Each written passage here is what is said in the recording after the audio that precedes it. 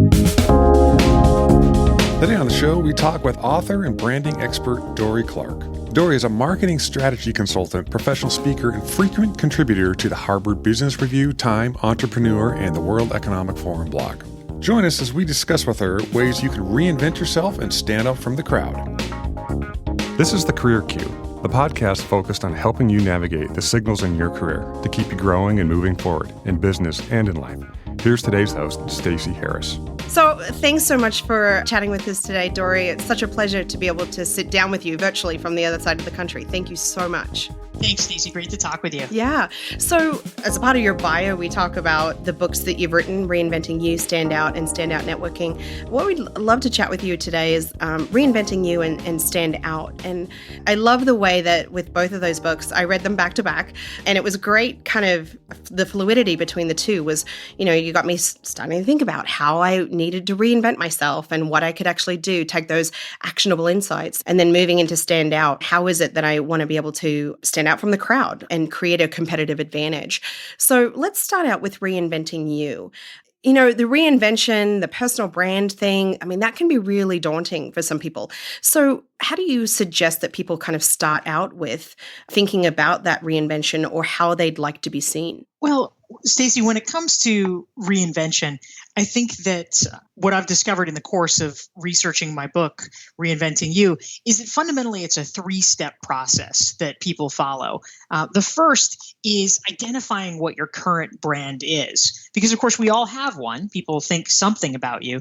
And so you have to gain clarity about how you're perceived in the marketplace. The second step is creating your brand, meaning coming up with a vision for the future. How would you like to be seen? What does that look like? How do you begin to tell the story about the transformation? And if there's a gap between how you're seen now and this future goal, what do you need to do to close it? And sometimes that can be specific skill acquisition. Sometimes it's simply a matter of reframing your story. But that's the second piece. And then the third one is kind of a maintenance piece in many ways, but it's critical. And it's what I call living out your brand, because I think sometimes in our culture, there is a misconception that reinventing yourself is a one-time phenomenon, that it's something you do once, like, oh, I need to change jobs, I need to change careers, let me reinvent myself, and then you're done. But the truth is, reinvention is a constant lived process. And the good news about that is that it doesn't have to be traumatic in some way. It's really just about getting clear about the message that you are transmitting on a regular basis through your actions and living out that brand with everything you do in all the small ways. So those are really the three pieces of the reinvention process. That actually makes it easier to consume, right? When you're looking at it from those three buckets, essentially. Because if you look at it from I need to reinvent myself, like do a complete 180, it's like, where do I even start? But just start with those three is fantastic. And with that first one, what is your current brand, or getting that clarity?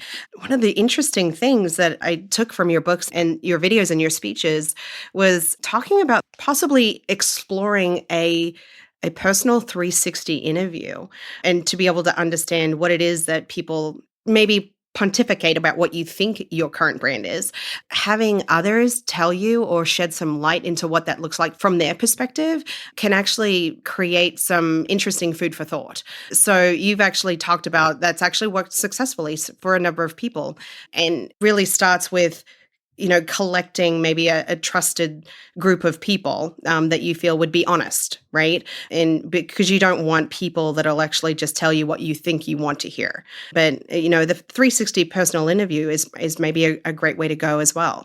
Yeah, absolutely. And there's different intensity levels too, which I think is important to note, because sometimes, when I give speeches talking about personal branding or professional reinvention, you see very clearly there's kind of a divide in the audience, and half the people say, oh, that sounds so cool. That's amazing. I can't wait to do it. And then the other half were just like, I would rather die. I don't want that much attention on me. That's horrible. And, it's a real divide. And so I like to propose a couple of different possibilities just, almost as a thought experiment for people at the extreme end. Like if you're really into it, one thing that I thought was very cool in the early stages when I was researching Reinventing You, I was in the process of writing it and kind of gathering my materials for it. And I gave a preliminary presentation at a foundation in Boston where I was living at the time. And there was a woman there who came up to me afterwards, who I ultimately ended up featuring in the book, named Mary.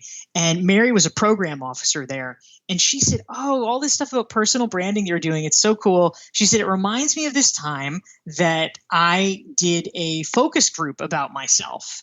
And I said, "Wait, what?" What did you do? And I thought it was so fantastic. Up to that point, I had never heard of anyone else doing this. But her friend convinced her to do it. She had been kind of hitting this. She felt like a career plateau, a career rut in her previous job. And she wasn't sure what to do. And her friend's like, "Well, obviously, you should have a focus group." And so he offered to moderate it. And so she invited about, let's say a dozen people from her life, from various facets, everybody from her sister to friends to coworkers, to her house. And her friend moderated it for a couple of hours. And she was not allowed to speak. This is the key thing. You're not allowed to speak or to, sort of question things or become defensive. You can ask a clarifying question, but that's it.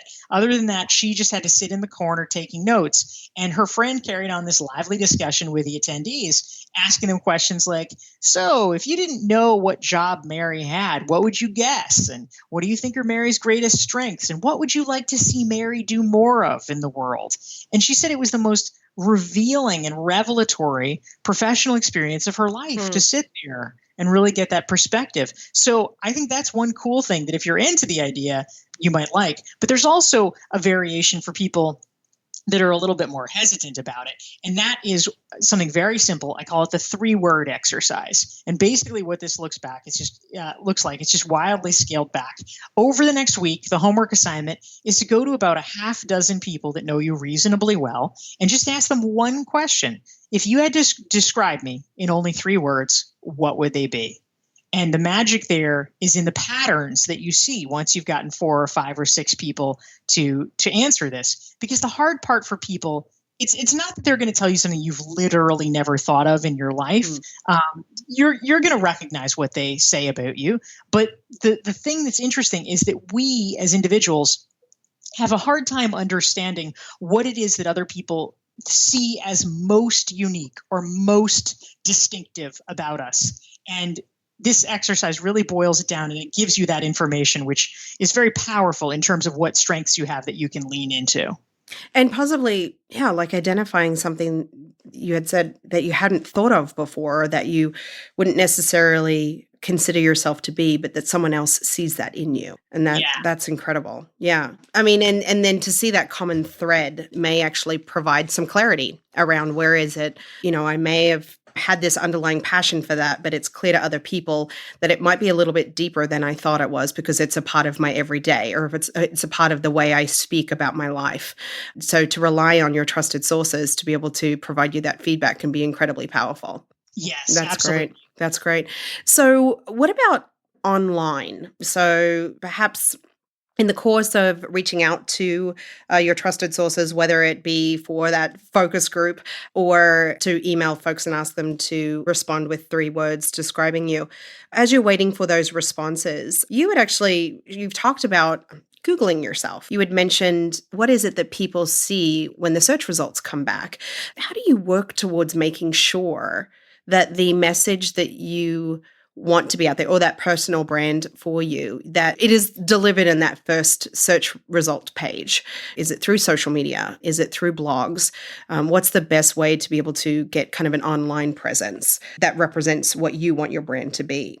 Yeah, so I think you point to something really important, Stacey, which is that in the past, let's say 20 years, there has been a real change in terms of how we need to think about our personal brands. Because in the past, in the old days, quote unquote, your personal brand really was just, okay, what do the people around you, your friends, your coworkers, think about you? And that, of course, that's still the case today. But that's something that's just based on how you act, how you are in person and in your life. But there is another aspect as well, which we now need to consider and be equally cognizant of. And that is how we are in the digital realm. Because there's so many people, whether you're being hired for a job and you're under consideration, or just, you meet somebody at a cocktail party and they say, oh, you seem interesting. Let's find out more about you. The minute they have some exposure to you, the first thing they do to get more data is to look online.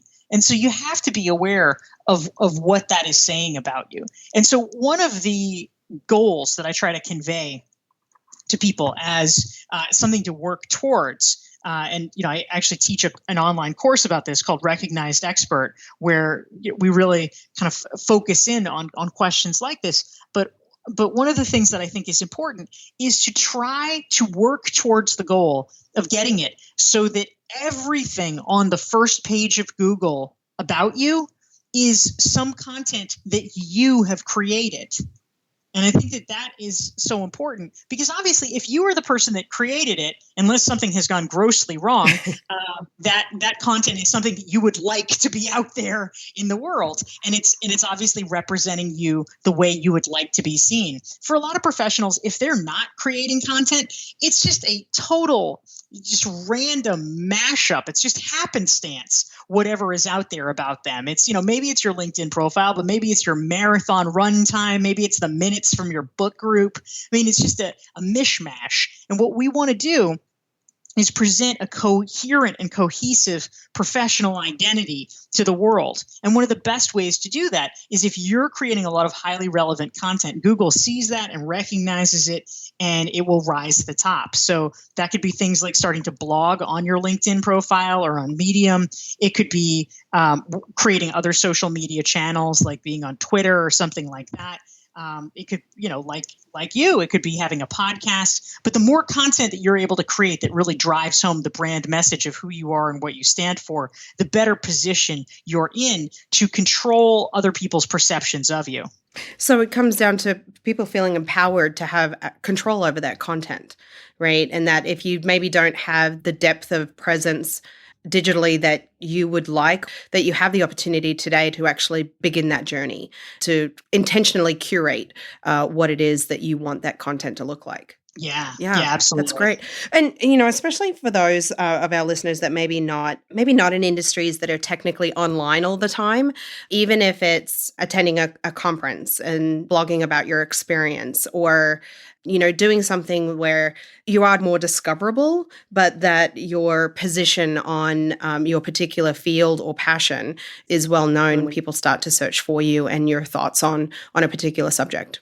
Yeah, exactly. I think that's really well put. That's great.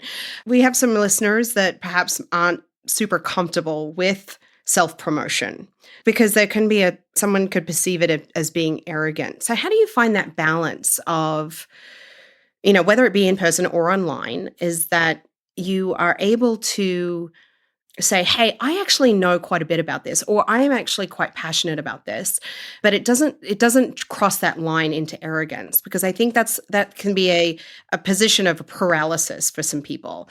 So how do you kind of move beyond that and find that confidence to say, this isn't arrogant, this is just me saying that I know I'm good at this, and I have the ability to be able to share my knowledge and experience on this. Yeah, I think you're right, Stacey, that is a common concern among people, that they might be viewed as by other people as getting too big for their britches, or why is this person telling me things, blah blah blah. I know especially in your native land, there's the well-known truism about the tall poppy getting its head chopped off. Oh, Dorie, have you spent a lot of time in Australia? I've never been to Australia because it's just so damn far away, but I know a lot of Australians. So they and you are a fantastic people. Well, thank you. But the tall poppy thing, right? It's a term that's not actually kind of well known, I don't think, because I've actually used that term over here in the US a number of times, and people kind of look at me with their head tilted, like, "What does that mean?" And it's no wonder, right? Americans are like so all about self promotion. It's like, what, Paul Poppy? What are you talking about? Why would anyone want to chop that down?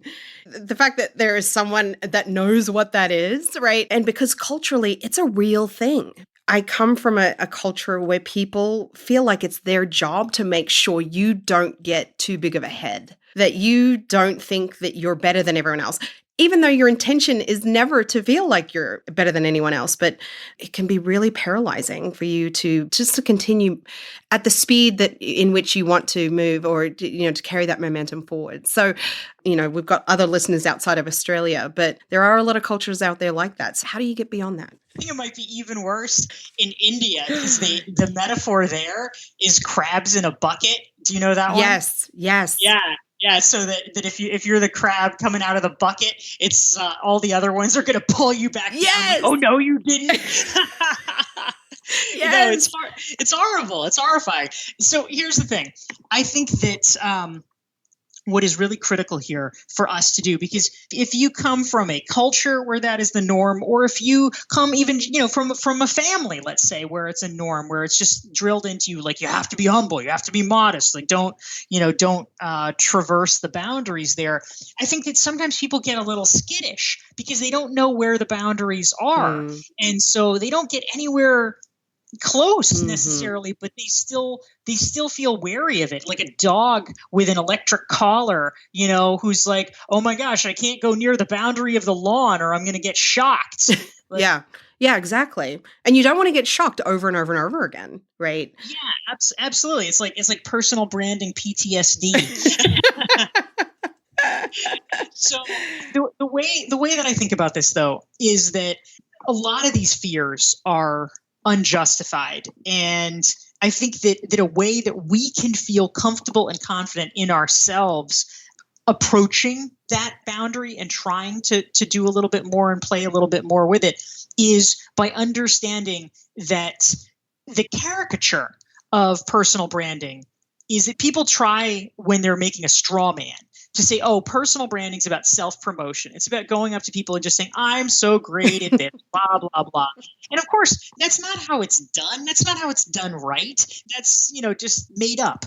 Really effective personal branding is about finding ways to demonstrate your value without having to say how valuable you are. It's okay, I can be helpful here, I can bring value here, and then doing it in such a way so that other people grasp that. And so, one example, for instance, is, let's say your thing, it's one among many, but it's a pretty good personal branding strategy. Let's say you decide you'd like to start blogging. If you are blogging and you're writing articles in your field that are meant to be helpful, let's say you do marketing. Okay, so you write a post about 10 myths of marketing that you can avoid. And then you write a post about, if you're choosing a marketing consultant, here are things to ask before you hire someone. And then you write a marketing post about, here are 7 great tips on how you can do social media better. Whatever. You come up with these things. No one in their right mind is going to say, oh, what a jerk. I can't believe that Stacy, what a big head. She's writing these helpful articles that she's sharing.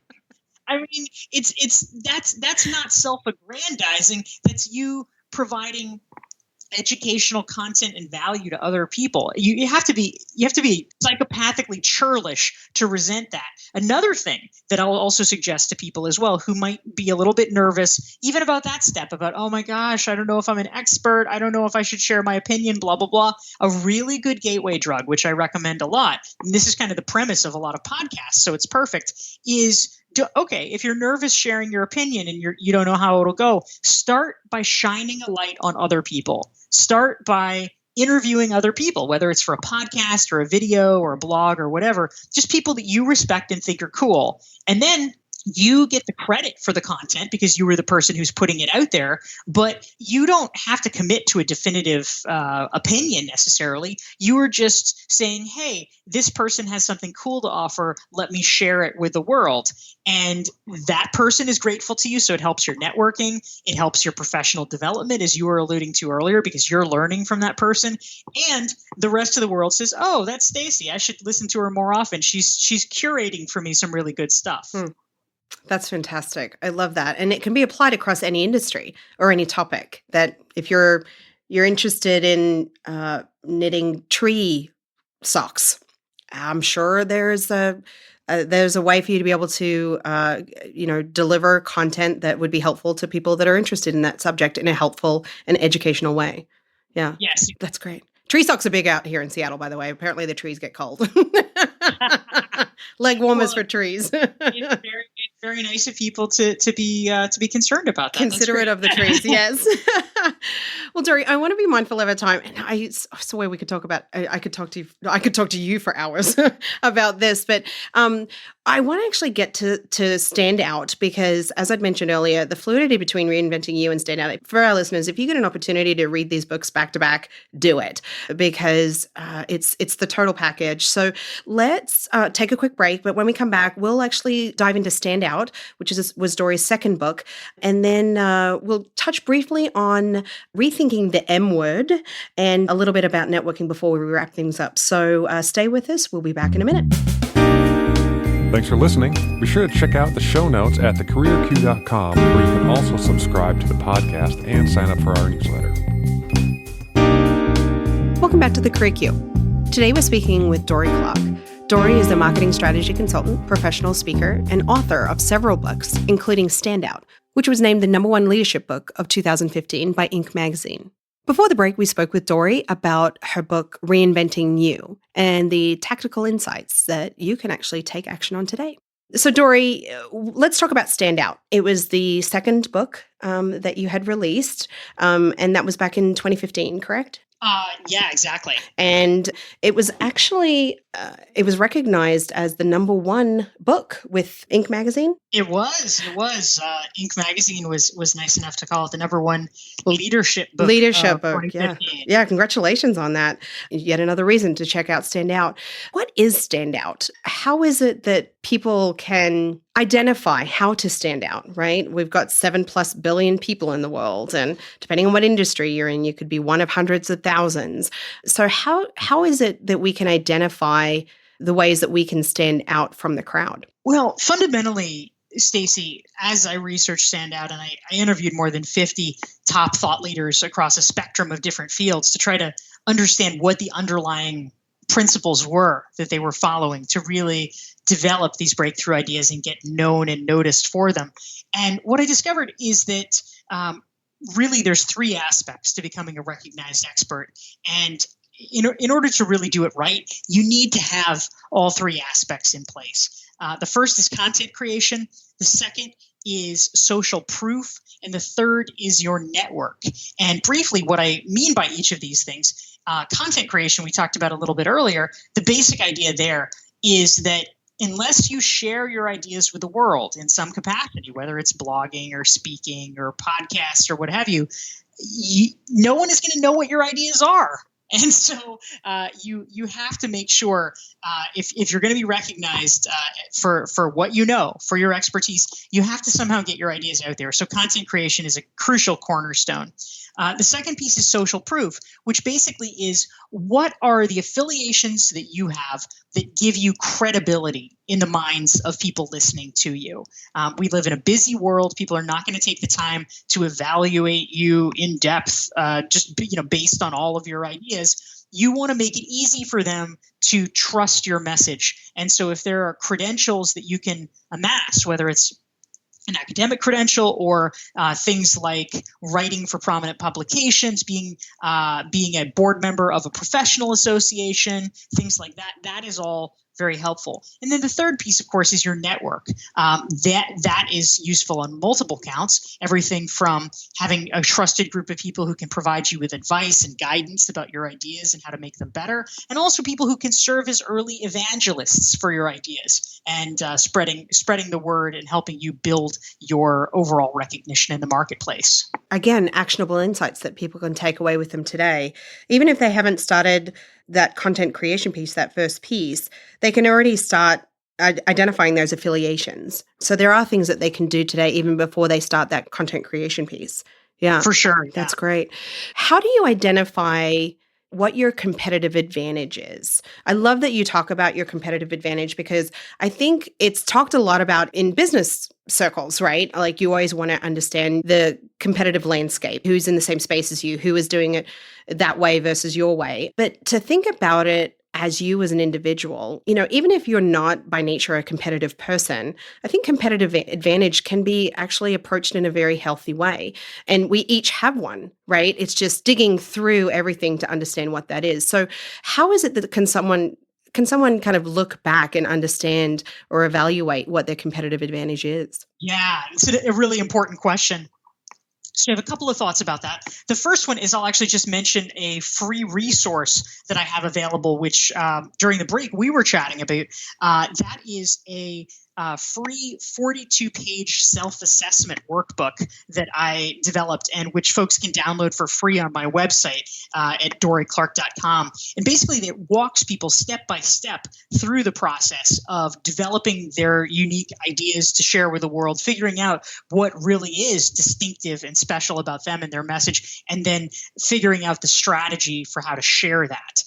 So again, it's a free resource available at dorieclark.com, which is DORIECLARK.com.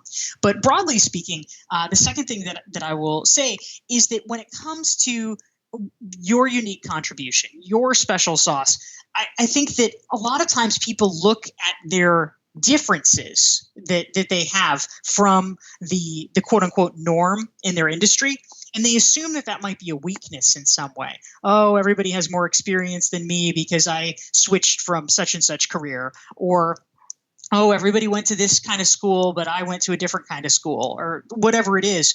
And, I think the traditional corporate mindset does try to inculcate this idea that there is a right way to do it and that other things are weaknesses that need to be compensated for. But I think that this is a place where we really need to sort of switch over and own our quote unquote weaknesses as actual strengths. Because the truth is, you have not ideally here, I'm assuming, been sitting around and eating bonbons while everybody else has been professionally advancing. If you have, like, let's say, transitioned from a different career, you have been doing something else that has been building other professional skills. And it may, in fact, turn out that the hybrid of your skills that you were developing with your new field is just the kind of unique perspective and unique way of seeing the world that is necessary for a creative breakthrough to be manifested.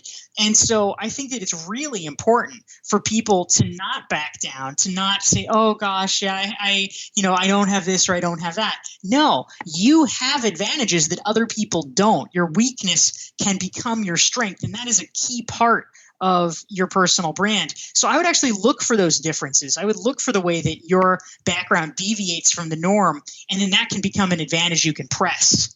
And I love that. I just being able to look at it with a different perspective, to be able to say what someone else may identify as a weakness that I have is actually the differentiator that will increase my competitive advantage, because I have a different viewpoint or I have a different experience that I can bring to that table. And I love the examples of the folks that you've interviewed in the book stand out, because you have a multitude of examples of people that started out in one field or going down an academic path, and the truly global impact that they have made through their experience and the paths that they've chosen to go down have been life-changing, right? Both for them and the people that their work has been able to impact.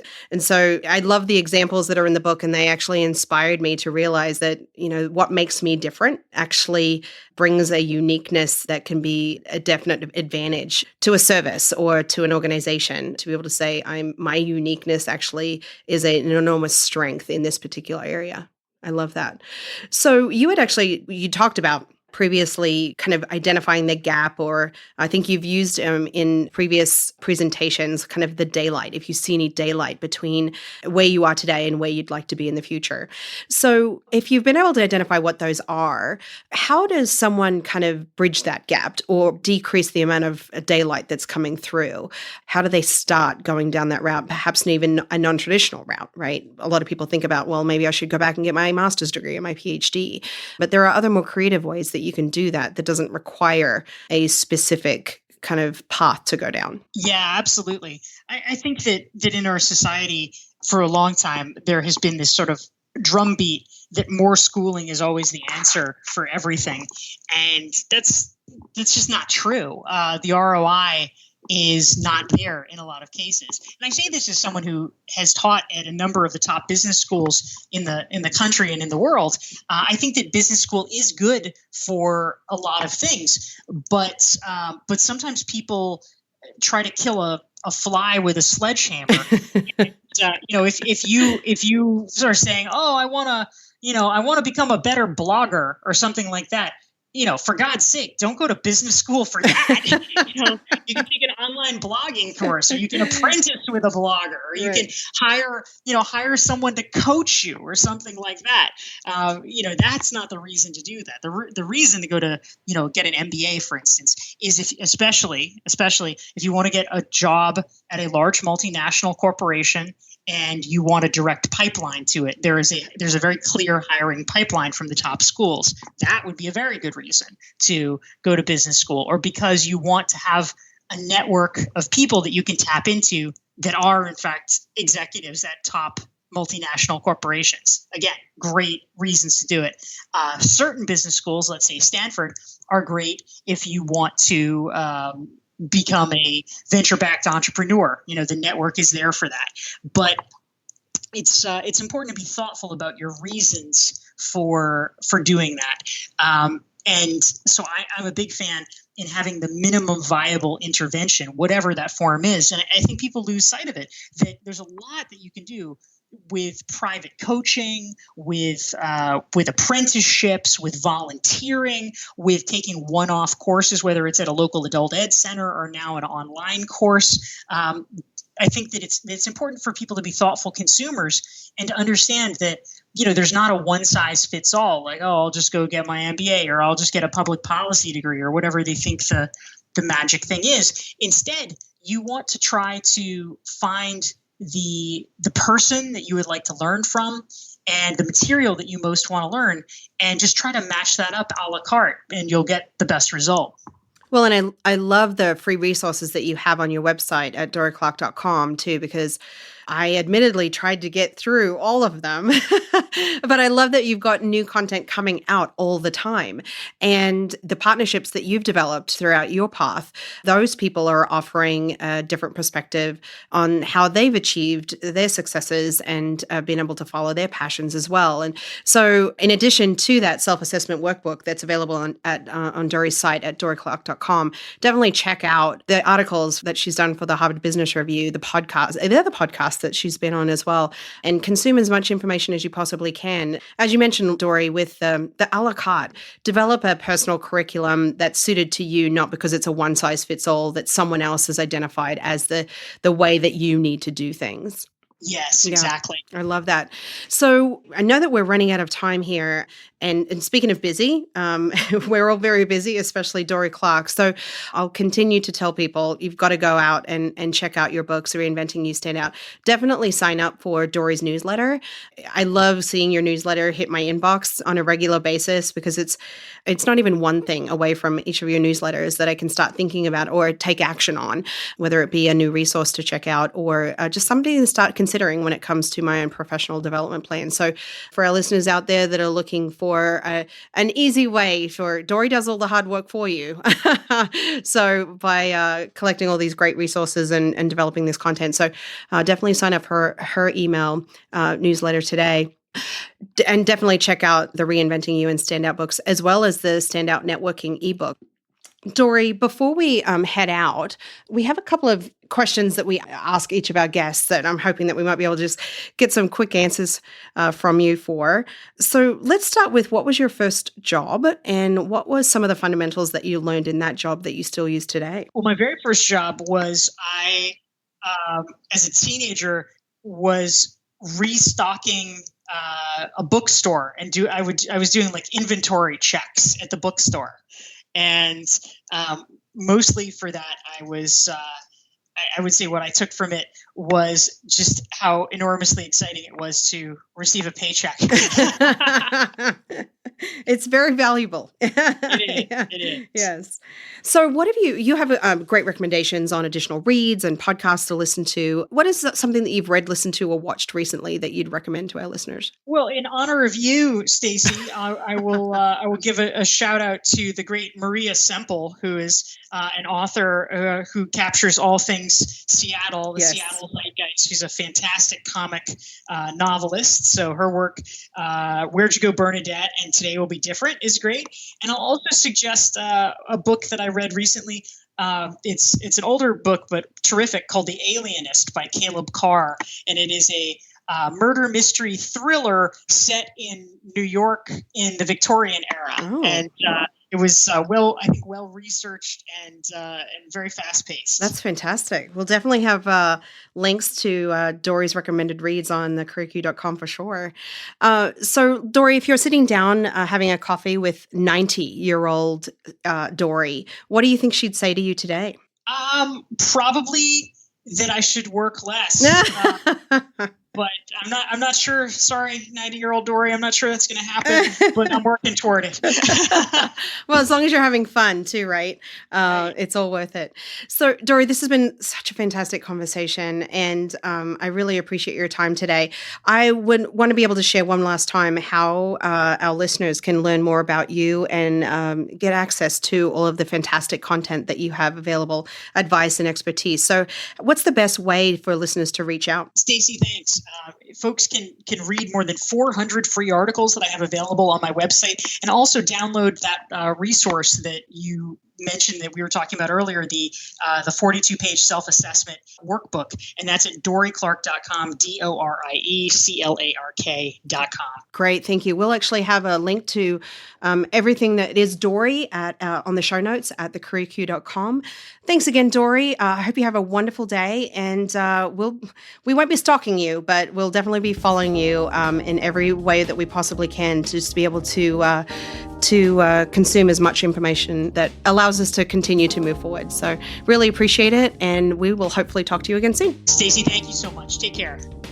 Thanks for listening to today's episode. Be sure to head on over to thecareerq.com, where you can get more information, show notes, and related articles to today's topic. Also, if you like what you're hearing, head on over to iTunes, subscribe to the podcast, and make sure you leave us a rating and a review. We'd love to hear your feedback. Thanks again.